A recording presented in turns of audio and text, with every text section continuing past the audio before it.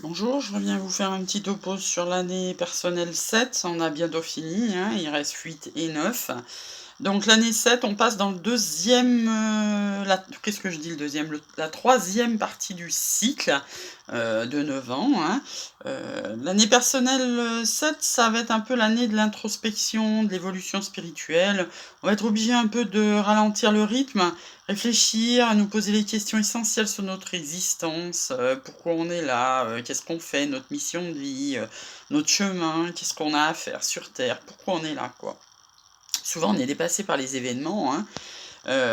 C'est si on a si on a l'occasion, c'est presque la période idéale pour poser une année sabbatique, hein, pour ceux qui peuvent le faire, car, c'est vraiment le repli sur soi, le temps d'y voir plus clair, prendre du recul, faire une pause, en fait, hein. On aura forcément un sentiment de solitude, voire de frustration, parce que forcément, si on est repli sur soi, ça veut dire qu'on arrête de voir les gens, moins de social. C'est pour ça d'ailleurs, hein, je fais un petit aparté, pour ça que cette année de confinement a fait qu'il y a eu énormément d'éveil spirituel, parce que les gens, quand ils sont chez eux, ils sont bien obligés de réfléchir sur le but de la vie en fait, hein, pourquoi on est là, hein.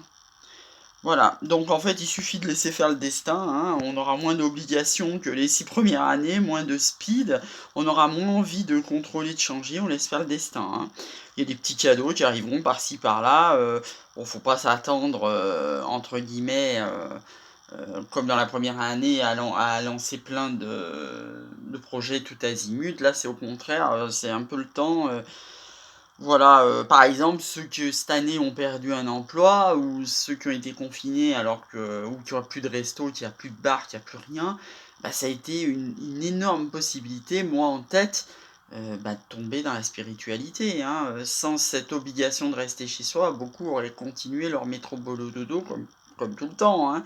Donc des fois, on va peut-être perdre un emploi ou voir, des personnes s'éloigner, mais ça sera pas, un tort, hein, ça sera au contraire une bénédiction, hein. Ça libérera du temps pour autre chose, hein. Voilà, donc même si on ralentit dans sa tête, dans son organisme, on attaque le dernier tiers de notre cycle et c'est tout à fait bénéfique, hein. Donc beaucoup de prise de conscience, beaucoup d'évolution spirituelle, la routine suit son cours, mais voilà, vous pensez à d'autres choses, hein. Et même si vous êtes fatigué, vous avez des troubles du sommeil très, très fréquents, là aussi je vous fais un petit aparté, hein, pendant l'éveil spirituel, très, très fréquent, hein. Je pense qu'en ce moment, il y a beaucoup de gens qui sentent les énergies de la nouvelle lune qui arrive mercredi, qui ont beaucoup de mal à s'endormir et ceux qui arrivent à s'endormir se réveillent au milieu de la nuit, voilà donc voilà, il y a beaucoup de troubles de sommeil qui forcément, donnent de la fatigue, de la lassitude le matin, hein, voilà, mais bon, c'est comme ça.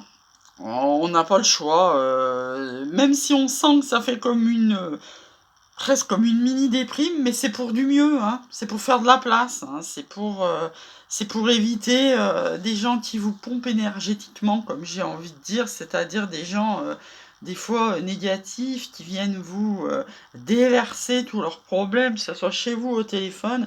Ben voilà, hein, ça permet de faire un tri, hein.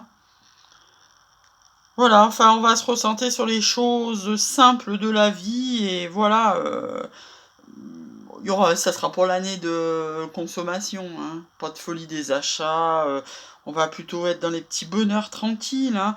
On va prendre un peu de distance, on bon, sans pour remettre en question son couple et son entourage, hein, mais simplement, voilà, revoir nos priorités, bien s'ancrer nos racines dans notre vie et entre parenthèses, toujours bien s'ancrer quand vous écoutez des vidéos sur YouTube de moi ou d'autres.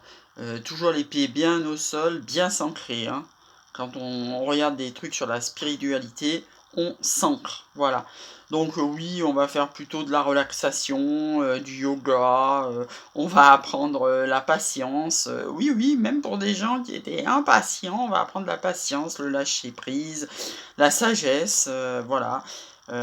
Et du fait qu'on sera dans la solitude, on va pouvoir se permettre d'écouter son guide intérieur, voire de réveiller son enfant intérieur. C'est très, très important pour aller bien. ne pas oublier le petit enfant intérieur qu'on a en nous quand on était petit, vous savez, dans l'enfance, tout ce qu'on rêvait de faire quand on était grand. Et ben, des fois, c'est le moment d'y revenir, hein. Et si vous aviez laissé la pensée négative, les mauvaises ondes prendre le contrôle, ben, il est temps de se réveiller là, hein. On va chercher son enfant intérieur par la méditation, on le réveille, on retrouve notre joie de vivre, on valorise tout ce qu'on a fait et on patiente jusqu'à l'année 8 que je vous ferai demain, année 8 magnifique, année de récolte. Sur ce, je vous souhaite une bonne journée et des gros bisous à tout le monde.